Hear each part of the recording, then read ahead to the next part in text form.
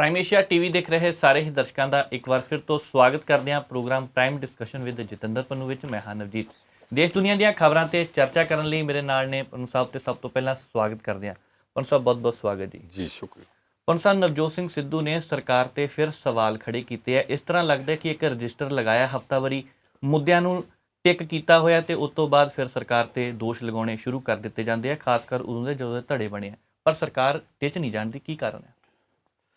ਗੱਲ ਇਹ ਹੈ ਨਵਜੀਤ ਜੀ, ਇਸ ਵਾਰੀ ਇਕੱਲਾ ਸਰਕਾਰ ਤੇ ਨਹੀਂ ਜੀ, ਅਕਾਲੀ ਦਲ ਦੇ ਸੀਨੀਅਰ ਲੀਡਰ ਸਾਬਕਾ ਮੰਤਰੀ ਬਿਕਰਮ ਸਿੰਘ ਮਜੀਠੀਆ ਦੇ ਉੱਤੇ ਵੀ ਅਟੈਕ ਕੀਤਾ ਤੇ ਕਾਫੀ ਤਗੜਾ ਕੀਤਾ। ਜਗਦੀਸ਼ ਭੋਲਾ ਕੇਸ ਲੈ ਕੇ, ਬਿੱਟੂ ਔਲਖ ਸਾਰੇ ਕੇਸ ਲੈ ਕੇ ਉਹਨੇ ਆਖਿਆ ਨਸ਼ੀਲੇ ਪਦਾਰਥਾਂ ਦਾ ਮੁੱਦਾ ਲੋਕ ਜਾਣਨਾ ਚਾਹੁੰਦੇ, ਇਹਨੇ ਚਿਰ ਦਾ ਕੀਤਾ ਕੁਛ ਨਹੀਂ ਜੀ, ਵੀ ਜੇ ਕੀਤਾ ਨਹੀਂ, ਸਾਰਿਆਂ ਨੂੰ ਪਤਾ ਇਹ ਗੱਲ, ਤੇ ਤੁਸੀਂ ਅੱਗੇ ਵੀ ਕਹਿ ਚੁੱਕੇ ਵੀ ਇਸ ਸਰਕਾਰ ਨੇ ਜਾਣ ਕੇ ਨਹੀਂ ਕੀਤਾ। ਹੁਣ ਜਿੰਨੀ ਵਾਰੀ ਕਹਿਤਾ ਨਵਜੋਤ ਸਿੱਧੂ ਨੇ, ਹੁਣ ਤੱਕ ਤੇ ਲੋਕ ਮੰਨ ਗਏ ਹੋਣਗੇ। ਅੱਗੋਂ ਦੋ ਹੀ ਗੱਲਾਂ ਹੋ ਸਕਦੀਆਂ, ਜਾਂ ਤਾਂ ਤੁਸੀਂ ਆਪਣੀ ਸਰਕਾਰ ਨੂੰ ਕਹੋ ਔਰ ਆਪਣੇ ਮੰਤਰੀਆਂ ਨੂੰ ਸੱਦ ਕੇ ਕਹੋ ਕਿ ਕਰੋ, ਤੇ ਜੇ ਤੁਸੀਂ ਉੱਥੇ ਕਹਿੰਦੇ ਨਹੀਂ, ਪਬਲਿਕ ਵਿੱਚ ਕਹਿ ਰਹੇ ਹੋ, ਤੇ ਫਿਰ ਆਪਣੀ ਪਾਰਟੀ ਦੀ ਆਪੇ ਮਿੱਟੀ ਪੁੱਟੀ ਜਾਓ। ਅਗਲੇ ਪਾਸੇ ਚੋਣਾਂ ਆ ਰਹੀਆਂ ਜੀ, ਉੱਥੇ ਜਾ ਕੇ ਜਵਾਬ ਤੇ ਤੁਹਾਨੂੰ ਦੇਣਾ ਪੈਣਾ। ਮੁੱਖ ਮੰਤਰੀ ਨੇ ਕਹਿਣਾ ਮੈਂ ਬਹੁਤ ਕੁਛ ਕੀਤਾ। ਤੁਸੀਂ ਜਦੋਂ ਚੋਣਾਂ 'ਚ ਵੀ ਇਹ ਕਹੋਗੇ ਸਾਡੀ ਸਰਕਾਰ ਨੇ ਕੱਖ ਨਹੀਂ ਕੀਤਾ, ਤੇ ਲੋਕੀ ਕਹਿਣਗੇ ਫਿਰ ਤੁਸੀਂ ਵੋਟਾਂ ਕਾਹਦੀਆਂ ਮੰਗਦੇ? ਜੀ, ਮਸਲਾ ਇਕੱਲਾ ਇਹ ਨਹੀਂ, ਬਹੁਤ ਸਾਰੇ ਮਸਲੇ ਆ ਜਿਨ੍ਹਾਂ ਦੇ ਉੱਤੇ ਨਵਜੋਤ ਸਿੰਘ ਸਿੱਧੂ ਲਗਾਤਾਰ ਆਪਣੀ ਸਰਕਾਰ ਤੇ ਹਮਲਾ ਕਰ ਰਿਹਾ। ਜੀ, ਕੈਪਟਨ ਅਮਰਿੰਦਰ ਸਿੰਘ ਨਾਲ ਦੀ ਨਹੀਂ ਬਣਦੀ, ਤੇ ਸਾਰਿਆਂ ਨੂੰ ਪਤਾ ਨਹੀਂ ਬਣਦੀ। ਇੱਕ ਵਾਰੀ ਇਹ ਆਪਣੇ ਚਾਰੇ ਵਰਕਿੰਗ ਪ੍ਰੈਜ਼ੀਡੈਂਟ ਨਾਲ ਲੈ ਕੇ ਮਿਲ ਲਵੇ, ਬੈਠ ਲਵੇ। ਪਹਿਲਾਂ ਇੱਕ ਵਾਰੀ ਬੈਠਾ ਸੀ, ਦੋ ਵਰਕਿੰਗ ਪ੍ਰੈਜ਼ੀਡੈਂਟ ਨਾਲ ਪ੍ਰਗਟ ਸਿੰਘ ਲੈ ਗਿਆ, ਬੈਠ ਕੇ ਗੱਲ ਕੀਤੀ। ਉਦੋਂ ਵੀ ਜਾਪਦਾ ਸੀ ਸਿੱਟਾ ਨਿਕਲਿਆ, ਫਿਰ ਕੋਈ ਨਹੀਂ। ਜੀ, ਜੇ ਨਹੀਂ ਨਿਕਲਦਾ ਤੇ ਜਿਹੜੇ ਮਹਿਕਮੇ ਦੇ ਕੇਸ ਹੈ, ਇਕੱਲੇ ਮੰਤਰੀ ਨੂੰ ਕਾਂਗਰਸ ਪ੍ਰਧਾਨ ਦੇ ਤੌਰ ਤੇ ਇਹ ਕਹਿ ਕੇ ਕਿ ਤੁਸੀਂ ਸਾਡੀ ਪਾਰਟੀ ਦੇ ਲੀਡਰ ਹੋ ਤੇ ਸਰਕਾਰ 'ਚ ਸਾਡੇ ਵੱਲੋਂ ਮੰਤਰੀ ਹੋ, ਆਪਣੇ ਕੋਲ ਸੱਦ ਕੇ ਜਾਂ ਉਹਨਾਂ ਨਾਲ ਗੱਲ ਕਿਸੇ ਵੀ ਵਕਤ ਕਿਸੇ ਥਾਂ ਤੇ ਤੈਅ ਕਰਕੇ ਤੇ ਮੁੱਦੇ ਵਿਚਾਰਨੇ ਸ਼ੁਰੂ ਕਰਤੇ। ਲੋਕ ਕੰਮ ਚਾਹੁੰਦੇ ਆ, ਲੋਕ ਸਿਰਫ ਪ੍ਰਚਾਰ ਨਹੀਂ ਚਾਹੁੰਦੇ। ਜੀ, ਹਰੀਸ਼ ਰਾਵਤ ਨੇ ਦਖਲ ਦਿੱਤਾ ਸੀ, ਜਾਪਦਾ ਸੀ ਠੀਕ ਕਰੂਗਾ, ਅਖੀਰ ਉਹ ਗਲਤ ਦਖਲ ਦੇਣ ਲੱਗ ਪਿਆ। ਉਹਦੇ ਦਖਲ ਦਾ ਜਵਾਬ ਜੇ ਦਿੱਤਾ ਕਿਸੇ ਨੇ ਠੋਕ ਕੇ ਔਰ ਕਿਸੇ ਕਾਨੂੰਨੀ ਨੁਕਤੇ ਨਾਲ ਕੀਤਾ, ਤੇ ਇਕੱਲੇ ਪ੍ਰਗਟ ਸਿੰਘ ਨੇ ਕੀਤਾ ਕਿ ਤੇਰੇ ਕੋਲ ਅਧਿਕਾਰ ਕੀ ਹੈ, ਉਹਨੂੰ ਉਸੇ ਵੇਲੇ ਜਵਾਬ ਦੇਣਾ ਪੈ ਗਿਆ। ਜੀ, ਪਲਟੀ ਮਾਰ ਗਿਆ। ਹੁਣ ਇੱਦਾਂ ਜਾਂ ਤਾਂ ਤੁਸੀਂ ਆਪਣੀ ਪਾਰਟੀ ਦੇ ਸੰਵਿਧਾਨ ਨੂੰ ਪੜ੍ਹ ਲਓ ਤੇ ਉਹਦੇ 'ਚੋਂ ਲੱਭੋ ਕਿ ਮੰਤਰੀਆਂ ਤੋਂ ਤੇ ਮੁੱਖ ਮੰਤਰੀ ਤੋਂ ਕੰਮ ਕਿੱਦਾਂ ਕਰਾਉਣਾ, ਜਾਂ MLA ਦੇ ਤੌਰ ਤੇ ਰੋਜ਼ ਸਵੇਰੇ ਇੱਕ ਚਿੱਠੀ ਤੇ ਚਿੱਠੀ ਕੱਢੀ ਜਾਓ, ਚਿੱਠੀ ਤੇ ਚਿੱਠੀ ਕੱਢੀ ਜਾਓ। ਆ ਜਿਹੜਾ ਪ੍ਰੈਸ ਕੋਲ ਜਾਣਾ, ਇਹ ਤਾਂ ਵਿਰੋਧੀ ਪਾਰਟੀਆਂ ਕਰਦੀਆਂ ਹੁੰਦੀਆਂ। ਜੀ, ਰਾਜ ਕਰਦੀ ਪਾਰਟੀ ਦਾ ਪ੍ਰਧਾਨ ਆਪ ਕਦੇ ਪ੍ਰੈਸ ਵਿੱਚ ਇਸ ਤਰ੍ਹਾਂ ਮੁੱਦੇ ਚੁੱਕ ਕੇ ਜਾਂਦਾ ਅਸੀਂ ਨਹੀਂ ਵੇਖਿਆ। ਇੱਕ ਵਾਰੀ ਵੇਖਿਆ ਸੀ, ਪ੍ਰਕਾਸ਼ ਸਿੰਘ ਬਾਦਲ ਦੀ ਸਰਕਾਰ ਸੀ, ਜਥੇਦਾਰ ਤਲਵੰਡੀ ਤੇ ਜਥੇਦਾਰ ਟੌੜੇ ਨਾਲ ਬਣਦੀ ਨਹੀਂ ਸੀ। ਉਹਨਾਂ ਨੇ ਪ੍ਰੇਮ ਸਿੰਘ ਲਾਲਪੁਰੇ ਨੂੰ, ਅਕਾਲੀ ਦਲ ਦੇ ਜਨਰਲ ਸੈਕਟਰੀ ਨੂੰ, ਗਵਰਨਰ ਕੋਲ ਘੱਲਿਆ ਬਾਦਲ ਦੀ ਸ਼ਿਕਾਇਤ ਕਰਨ ਵਾਸਤੇ। ਜੀ, ਤੇ ਮੁੜ ਕੇ ਪਾਰਲੀਮੈਂਟ ਚੋਣਾਂ 'ਚ ਇੰਦਰਾ ਗਾਂਧੀ ਜਿੱਤ ਗਈ, ਤੇ ਜਿਹੜਾ ਅਕਾਲੀ ਦਲ ਦੇ ਪ੍ਰਧਾਨ ਜਗਦੇਵ ਸਿੰਘ ਤਲਵੰਡੀ ਨੇ ਘੱਲਿਆ ਸੀ ਪ੍ਰੇਮ ਸਿੰਘ ਲਾਲਪੁਰੇ ਨੂੰ, ਅਕਾਲੀਆਂ ਨੇ ਅਕਾਲੀ ਮੁੱਖ ਮੰਤਰੀ ਦੇ ਖਿਲਾਫ ਮੈਮੋਰੰਡਮ ਦਿੱਤਾ ਸੀ, ਉਹਨੂੰ ਸ਼ਿਕਾਇਤ ਮੰਨ ਕੇ ਉਹਨਾਂ ਬਾਦਲ ਦੀ ਸਰਕਾਰ ਤੋੜਤੀ ਸੀ। ਅਕਾਲੀਆਂ ਨੇ ਅਕਾਲੀਆਂ ਦੀ ਤੜਵਾਤੀ ਸੀ। ਹੁਣ ਜਾਂ ਤਾਂ ਇੱਦਾਂ ਦਾ ਮੈਮੋਰੰਡਮ ਤੁਸੀਂ ਗਵਰਨਰ ਨੂੰ ਘੱਲ ਦਿਓ ਜੀ ਸਾਡਾ ਮੁੱਖ ਮੰਤਰੀ ਬਹੁਤ ਮਾੜਾ, ਤੇ ਸਰਕਾਰ ਤੋੜ ਦਿੱਤੀ ਜਾਵੇ। ਜੀ, ਬਣ ਜਾਓ ਪ੍ਰੇਮ ਸਿੰਘ ਲਾਲਪੁਰਾ, ਤੁਸੀਂ ਉਹ ਵੀ ਨਹੀਂ ਬਣਨਾ। ਤੇ ਫਿਰ ਰੋਜ਼ ਇਸ ਤਰ੍ਹਾਂ ਦੇ ਟਵੀਟਸ ਕਰੀ ਜਾਣਾ, ਇਹਦੇ ਬਜਾਏ ਹੁਣ ਥੋੜ੍ਹਾ ਜਿਹਾ ਅਗਲਾ ਕੋਈ ਰਾਹ ਲੱਭਣਾ ਚਾਹੀਦਾ।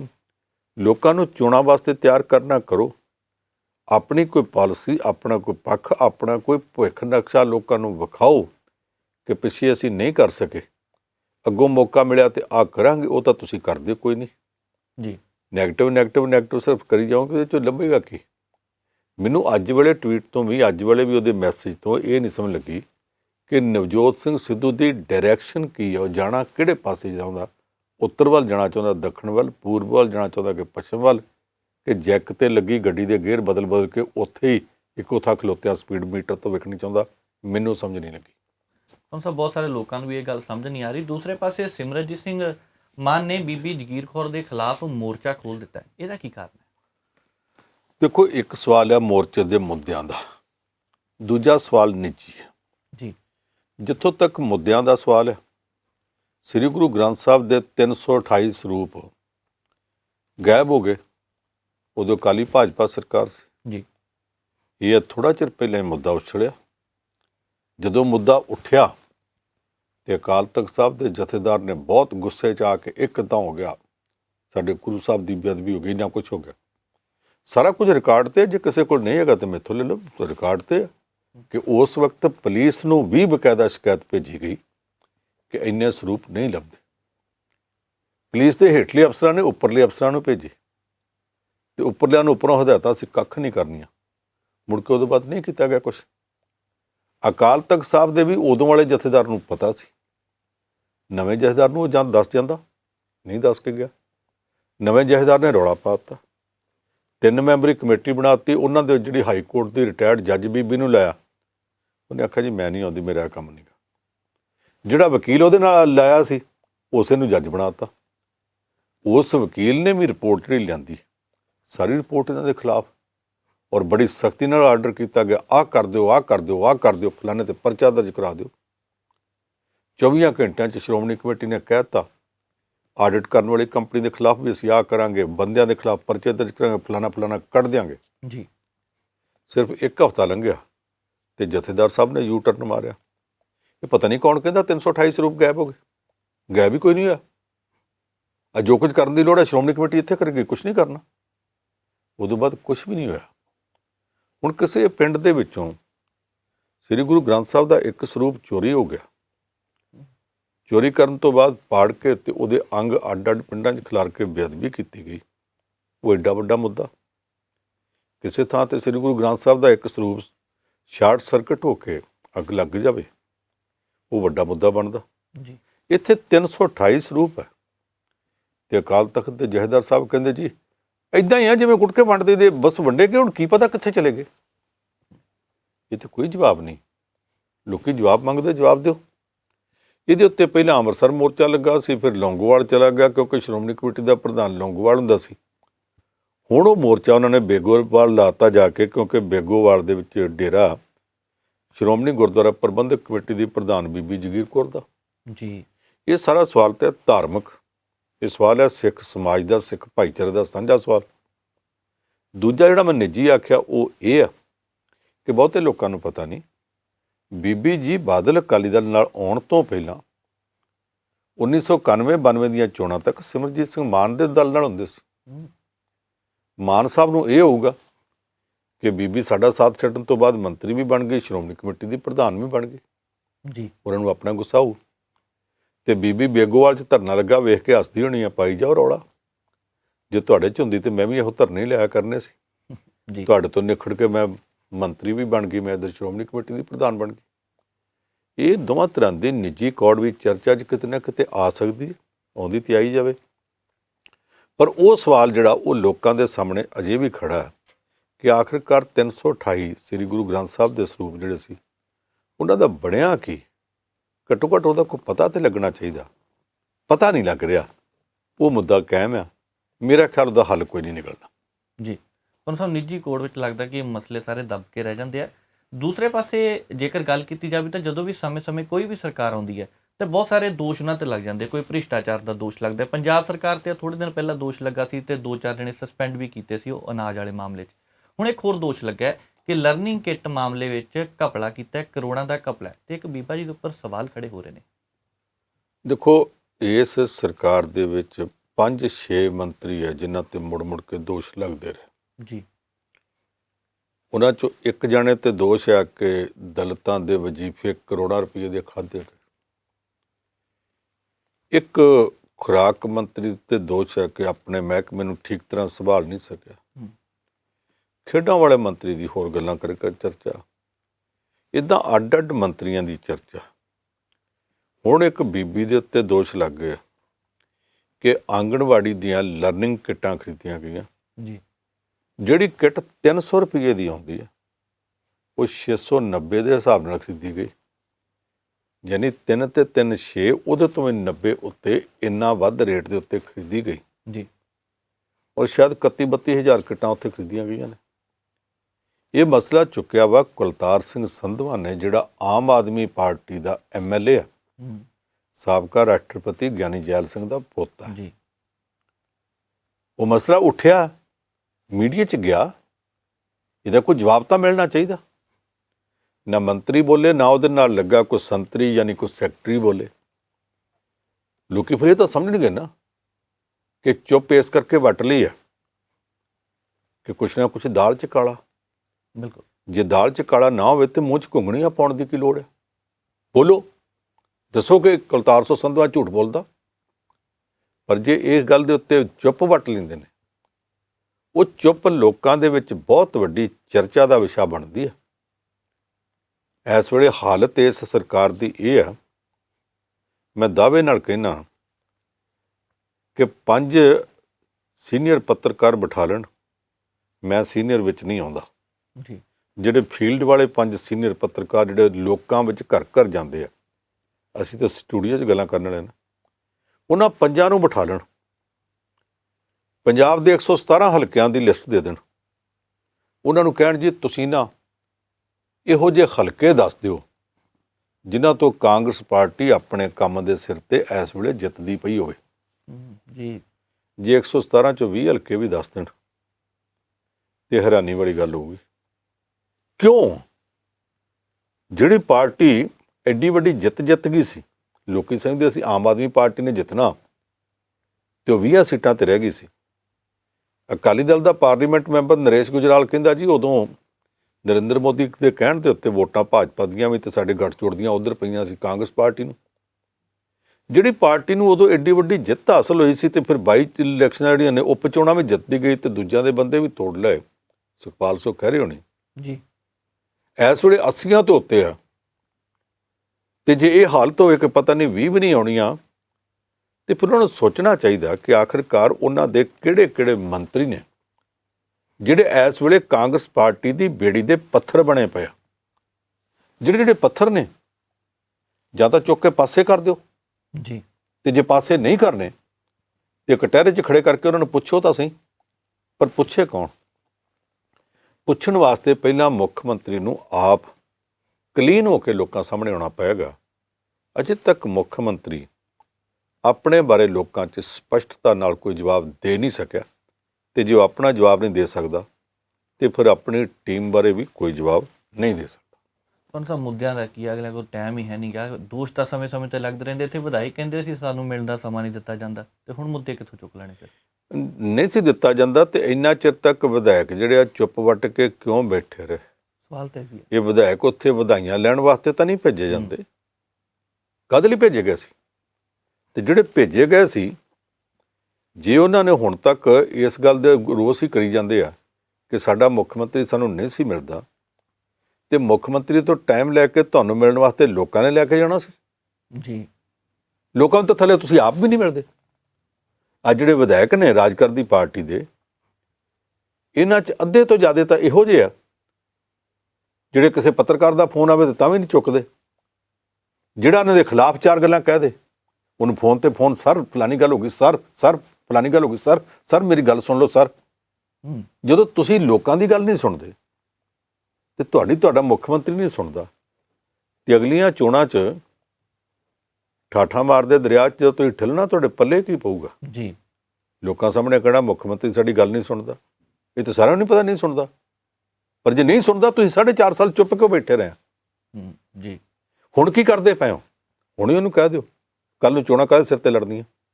ਕਹਿਣ ਜੋਗੇ ਤੁਸੀਂ ਅਜੇ ਵੀ ਨਹੀਂ, ਕਿਉਂਕਿ ਸਾਰਿਆਂ ਦੇ ਅੰਦਰ ਕਾਣੋ ਹੈ, ਕਿਸੇ ਨਾ ਕਿਸੇ ਗੱਲ ਦਾ ਜਿਹੜਾ ਕਾਣਾਪਣ ਹੈ ਤੁਹਾਨੂੰ ਬੋਲਣ ਜੋਗੇ ਨਹੀਂ ਛੱਡਦਾ। ਬਿਲਕੁਲ ਪੰਜ ਸਾਹਿਬ, ਗੱਲ ਬਿਲਕੁਲ ਠੀਕ ਹੈ। ਦੂਸਰੇ ਪਾਸੇ ਅਫਗਾਨਿਸਤਾਨ ਦੀ ਵੀ ਗੱਲ ਕਰਨੀ ਹੈ।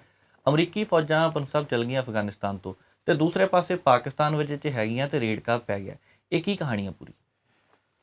ਗੱਲ ਇਹ ਹੈ ਕਿ ਜਦੋਂ ਅਮਰੀਕਾ ਵਾਲਿਆਂ ਨੇ ਵਰਲਡ ਟ੍ਰੇਡ ਸੈਂਟਰ ਦੇ ਟਾਵਰਾਂ ਦੇ ਉੱਤੇ ਜਹਾਜ਼ ਵੱਜੇ ਸੀ ਤੇ ਉਹਨਾਂ ਨੇ ਆਖਿਆ ਸੀ ਹੁਣ ਲੜਾਈ ਲੜਾਂਗੇ ਤੇ ਅਫਗਾਨਿਸਤਾਨ 'ਚ ਜਾ ਕੇ ਉਸਾਮਾ ਬਿਨ ਲਾਦਨ ਨੂੰ ਵੀ ਮਾਰਾਂਗੇ ਤੇ ਉੱਥੇ ਤਾਲਿਬਾਨ ਦੀ ਹਕੂਮਤ ਵੀ ਜੜੋਂ ਪੁੱਟਾਂਗੇ। ਜੀ, ਇੱਥੇ ਲੜਾਈ ਲੜਨੀ ਸੀ।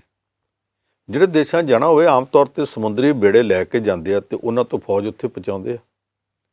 ਅਫਗਾਨਿਸਤਾਨ ਨਾਲ ਸਮੁੰਦਰ ਨਹੀਂ ਲੱਗਦਾ, ਫਿਰ ਕੀ ਕਰਦੇ? ਉਹਨਾਂ ਨੂੰ ਕੋਈ ਨਾ ਕੋਈ ਥਾਂ ਇਹੋ ਜਿਹੀ ਚਾਹੀਦੀ ਸੀ ਜਿੱਥੇ ਜਾ ਕੇ ਤੇ ਛਾਉਣੀ ਬਣਾ ਕੇ ਤੇ ਅਫਗਾਨਿਸਤਾਨ ਨਾਲ ਲੜ ਸਕਣ। ਸਾਡੇ ਭਾਰਤ ਦੇ ਪ੍ਰਧਾਨ ਮੰਤਰੀ ਅਟਲ ਬਿਹਾਰੀ ਵਾਜਪਾਈ ਨੇ ਆਖਿਆ ਸੀ ਭਾਰਤ ਦਾ ਬੱਚਾ ਬੱਚਾ ਤੁਹਾਡੇ ਨਾਲ ਹੈ।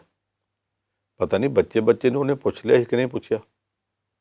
ਮੈਨੂੰ ਤਾਂ ਪੁੱਛਿਆ ਨਹੀਂ ਵੀ ਅਸੀਂ ਦੇਈਏ ਇਹੋ ਜਿਹੀਆਂ ਛਾਉਣੀਆਂ ਨੂੰ ਦੇਈਏ ਕਿ ਨਾ ਦੇਈਏ, ਜੀ ਆਪੇ ਹੀ ਕਹਿ ਦਿੱਤਾ ਵਾਜਪਾਈ ਸਾਹਿਬ ਨੇ। ਖੈਰ ਉਹਨਾਂ ਨੇ ਜਾਰਜ ਬੁਸ਼ ਨੇ ਆਖਿਆ ਜੀ ਸਾਨੂੰ ਤੁਹਾਡੀ ਲੋੜ ਨਹੀਂ, ਸਾਨੂੰ ਜਨਰਲ ਮੁਸ਼ਰਫ ਨੇ ਕਹਿ ਦਿੱਤਾ ਕਿ ਮੇਰੀਆਂ ਛਾਉਣੀਆਂ ਵੀ ਤੇ ਮੇਰੇ ਵੀ ਏਅਰਪੋਰਟ ਵੀ ਤੁਸੀਂ ਵਰਤੋ।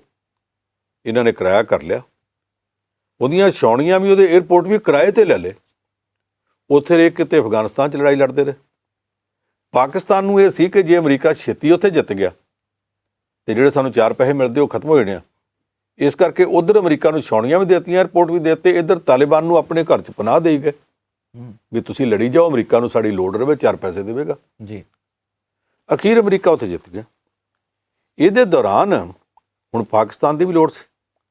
ਹੁਣ ਜਦੋਂ ਅਮਰੀਕਾ ਨੇ ਤਾਲਿਬਾਨ ਨਾਲ ਇੱਕ ਸਮਝੌਤਾ ਕਰ ਲਿਆ, ਸਮਝੌਤੇ 'ਚ ਤਾਲਿਬਾਨ ਨੂੰ ਆਖਿਆ ਤੁਸੀਂ ਸਾਂਭੋ ਅਫਗਾਨਿਸਤਾਨ, ਅਸੀਂ ਚੱਲੇ ਹਾਂ। ਕੱਲ੍ਹ ਉਹਨਾਂ ਦਾ ਆਖਰੀ ਬੰਦਾ ਵੀ ਨਿਕਲ ਗਿਆ, ਆਖਰੀ ਫੌਜੀ ਵੀ ਨਿਕਲਣ ਤੋਂ ਬਾਅਦ ਹੁਣ ਆਮ ਪ੍ਰਭਾਵ ਇਹ ਹੈ ਕਿ ਅਮਰੀਕਾ ਵਾਪਸ ਚਲਾ ਗਿਆ ਜੀ।